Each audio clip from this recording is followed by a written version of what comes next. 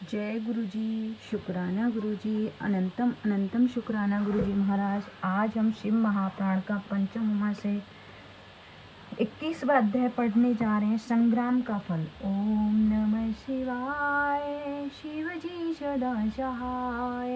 ओम नमः शिवाय, गुरु जी सदा सहाय। ओम नमः शिवाय, शिव जी सदा सहाय। ओम नमः शिवाय, गुरु जी सदा सहाय।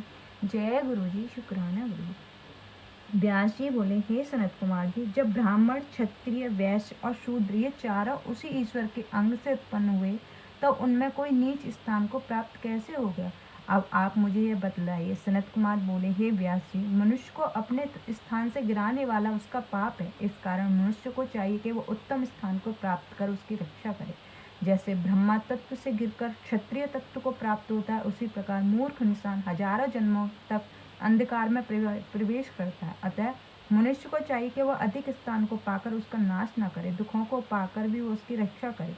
ब्राह्मण का जन्म पाकर जो भोज्य अभोज्य को नहीं जानता वह क्षत्रिय होता है। इसी प्रकार वैश्य कर्म का इच्छुक शूद्र वैश्य की योनि प्राप्त कर सकता है। तब वैश्य अपने धन से विधि पूर्वक अग्नि होम कराकर सोसात्र का भोजन कर क्षत्रिय योनि को प्राप्त कर सकता है, इसमें कोई संदेह नहीं। इस प्रकार क्षत्रिय संसार युक्त दक्षिणा सहित यज्ञों करके अपने सभी छात्र धर्मों का पालन करते हुए अग्नि मंत्र से पवित्र आत्मा होकर ब्राह्मण हो जाता है। कर्म की यही मानता है, इसमें ब्राह्मण तत्व अति दुर्लभ है। यह मनुष्य को बड़ी कठिनता से प्राप्त होता है और ब्राह्मण तत्व से सब कुछ तथा मोक्ष को भी प्राप्त होता है। इस प्रकार जैसे जो ब्राह्मण का श्रेष्ठ ब्राह्मण तत्व की रक्षा करनी चाहिए। व्यास जी बोले, हे मनुष्य, यह तो आपने कहा, आप मुझे संग्राम की महिमा को विस्तार पूर्वक सुनाइए। सनत कुमार जी बोले, क्षत्रिय जिस फल को संग्राम में प्राप्त करता है उस फल को अत्यंत दक्षिणा वाले अष्ट अग्र अष्टोम आदि यज्ञों से भी करके कोई नहीं प्राप्त कर सकता। क्षत्रियों को शुरों की सेना में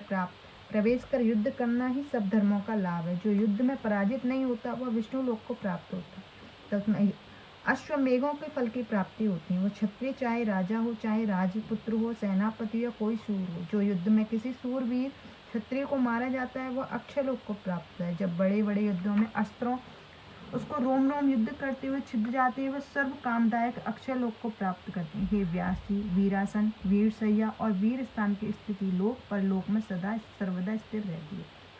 यूं तो युद्ध में प्राण त्यागना सब वर्णों के लिए पुण्यदायक है, किंतु क्षत्रिय के लिए उसका विशेष पुण्य फल प्राप्त होता है। युद्ध में सम्मुख आते हुए मारने की इच्छा करने वाले चाहे वेदांती हो या अताते ही हो या कोई ब्राह्मण ही क्यों ना हो, उसको मारने से वह ब्रह्म हत्यारा नहीं होता। परंतु ऐसे समय जो पानी मांगता उसे मरने योग्य को भी नहीं मारना चाहिए, और रोगियों को भी जो संग्राम में भूमि में मारता है वह ब्रह्म हत्या लगता है।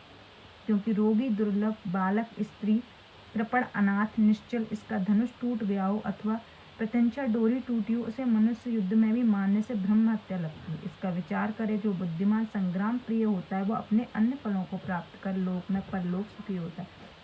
इति शिव महापुराण 5वीं संहिता का 21वां अध्याय समाप्त। जय गुरु जी, शुक्राना गुरु जी।